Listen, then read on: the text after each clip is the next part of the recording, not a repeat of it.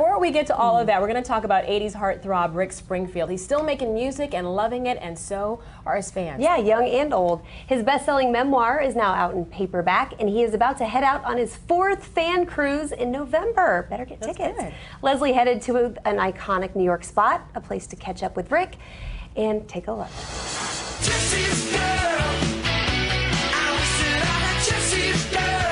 I'm here with Rick Springfield at New York's famous Russian tea room. Thank you for joining us. Have you been here before? Yeah, for tea.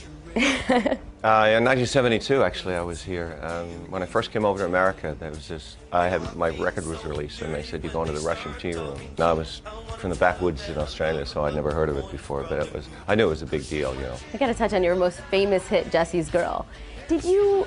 I mean, you can still hear it on the radio today. So did you know that it would have that much longevity? Yeah, I planned it.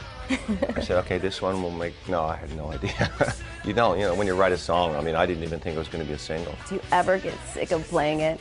You probably played it countless times. I don't get sick of playing it because it's like a family member, you know. It's like trotting out one of your most popular children. But I kind of get tired of being asked, was there a Jesse's Girl? Truly, come on. You have a memoir, now it's in paperback. You know, how does your family feel about the memoir? They're proud of the reaction it got, you know. My wife, you know, obviously she'd lived through it all, so there were no surprises, but she wasn't crazy about it being published.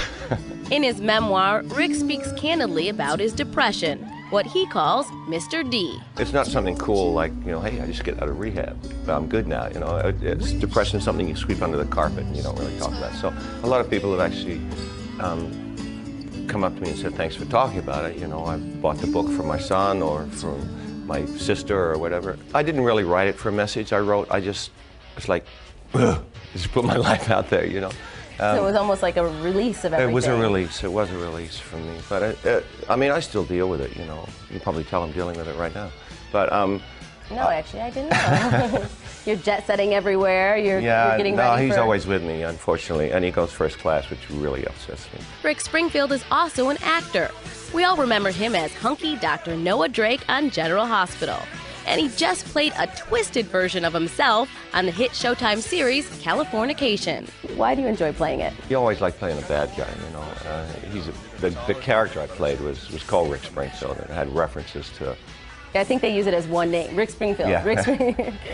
like Coca-Cola. Is that Rick Springfield? Rick Springfield is in my house right now? Once I read the part, I go, oh, this is going to be fun to play. Obviously a very hedonistic guy who treats everybody like dirt, and honestly, that's not me, but although I have had elements of that in my life, and as an actor, that's what you draw from. And a new generation is finding Rick's music.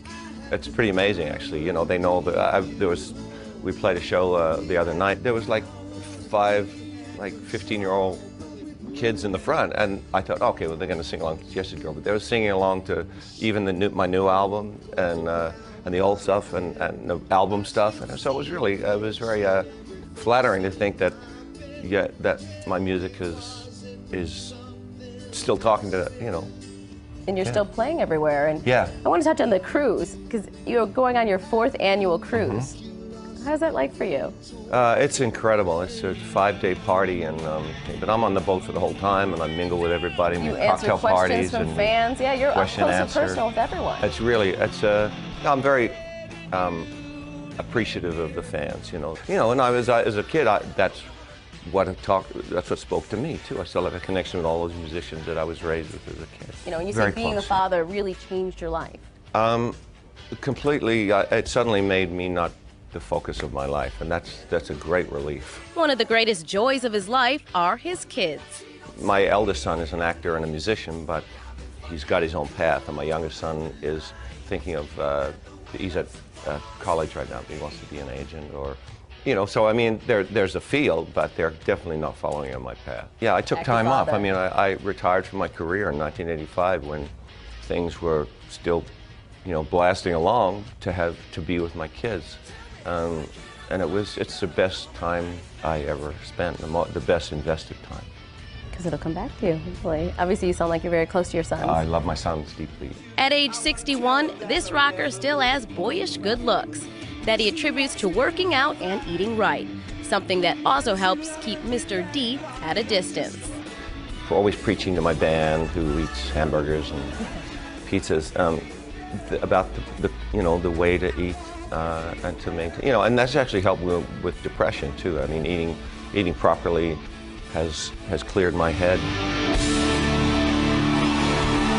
I love that he said he doesn't mind playing Jesse's girl, but he hates being asked if there is a Jesse's girl. So is there one? I don't know. Like, I'm over it. I'm done. Quit asking. All right, to check out more on Rick's cruise and also his upcoming tour, log on to bettertv.com and then click on the links.